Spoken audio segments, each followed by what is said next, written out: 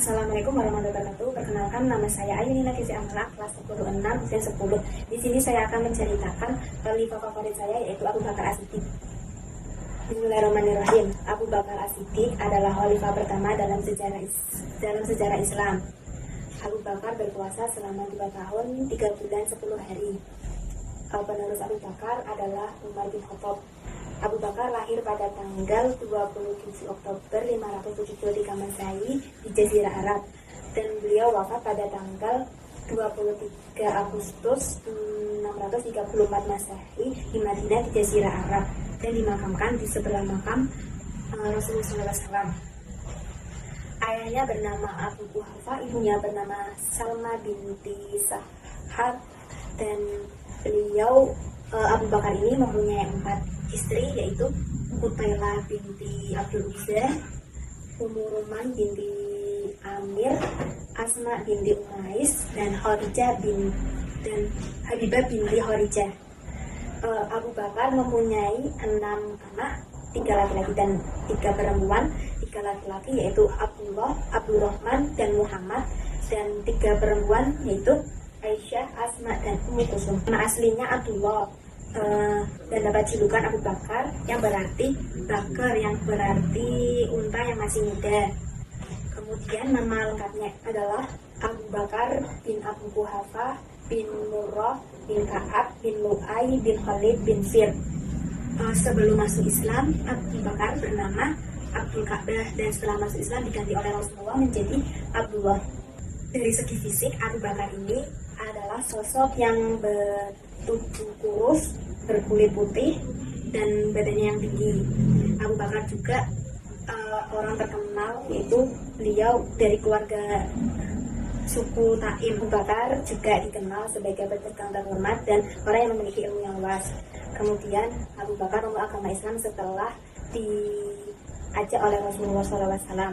Abu Bakar ini juga dikenal sebagai orang yang jujur, disiplin, dan taat. Kemudian Abu Bakar ini mendapat julukan As-Siddiq karena beliau membenarkan peristiwa Isra Mi'raj yang diceritakan oleh Rasulullah SAW. Kemudian tatkala itu meninggalnya Rasulullah SAW, banyak gejolak, yaitu diantaranya kaum muslimin kebimbangan siapa yang akan menjadi pemimpin selanjutnya. Kemudian dan juga banyak kaum muslimin yang tidak mempercayai bahwa Rasulullah SAW ini telah meninggal dunia. Dalam situasi seperti inilah Abu Bakar berseru kepada kaum muslimin dengan pidatonya yang berbunyi, isi pidatonya itu berbunyi seperti ini: wahai sekalian manusia, barang siapa yang menyembah Muhammad, maka Muhammad telah meninggal dunia, dan barang siapa yang menyembah Allah, maka Allah tidak akan pernah mati selamanya. Dan Abu Bakar juga membacakan Quran surat Ali Imran ayat 144 yang berbunyi: Bismillahirrahmanirrahim. Wa ma Muhammadin illa rasul qad khalat min qablihi rusul afa in mata aqulina wa qad ala aqabikum wa man yanqalib ala aqibihi fala yadurru wa syai'a wa sayajzillahu syakirin. Yang artinya, dan Muhammad hanyalah seorang rasul, dan sebelumnya ada beberapa rasul. Apakah jika dia wafat atau meninggal, kamu akan berbalik ke belakang, maka ia tidak akan pernah merugikan Allah sedikit pun. Allah akan memberi balasan kepada orang yang bersyukur. Quran surat Ali Imran ayat 144.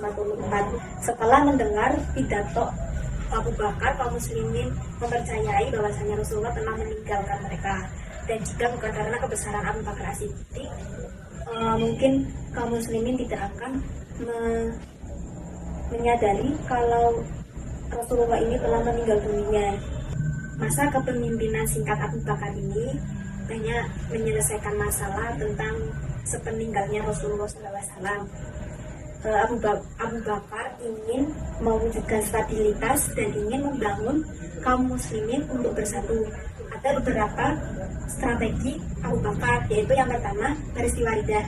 Sepeninggalnya Rasulullah SAW, banyak muncul gejolak, diantaranya yaitu banyak orang murtad. Ada juga orang yang masih mau sholat tetapi tidak mau membayar zakat, karena mereka beranggapan bahwa Rasulullah telah meninggal dunia, maka telah menggugurkan kewajiban untuk berzakat. Karena itu banyak kaum muslim yang bertentangan kepada Abu Bakar. Lalu Abu Bakar menyelesaikan permasalahan ini dengan peristiwa Riddah, yaitu peristiwa perang Riddah, yaitu perang melawan kemurtadan. Yang kedua ada kodifikasi Al-Quran. Setelah perang Riddah berakhir, banyak penghafal Al-Quran yang meninggal dunia karena perang tersebut. Umar bin Khattab mengusulkan kepada Abu Bakar untuk mengumpulkan ayat-ayat Al-Quran menjadi satu buku. Lalu Khalifah menunjuk Zaid bin Sabit untuk memimpin pengumpulan ayat-ayat Al-Quran. Kenapa sih kok bisa Zaid bin Sabit dipilih? Ya karena Zaid bin Sabit ini adalah pemuda yang cerdas dan berpengalaman dalam mencatat ayat-ayat Al-Quran. Proses kodifikasi ini berlangsung selama 3 khalifah, yaitu sampai Khalifah Utsman bin Affan. 3. Perluasan wilayah. Abu Bakar berkonsentrasi untuk merealisasikan cita-cita Rasulullah, yaitu mengirimkan ekspedisi ke perbatasan Syria di bawah pimpinan Usama. Beliau mengirimkan 5 divisi pasukan.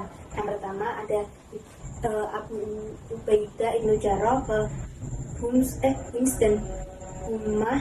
Yang kedua ada Yazid bin Abu Sufyan ke Damaskus. Yang ketiga ada Syarah di Ibnu Hasanah ke Yordania. Yang ketiga ada Umar bin As ke Palestina. Dan terakhir ada Ikrimah Ibnu Abu Jahal.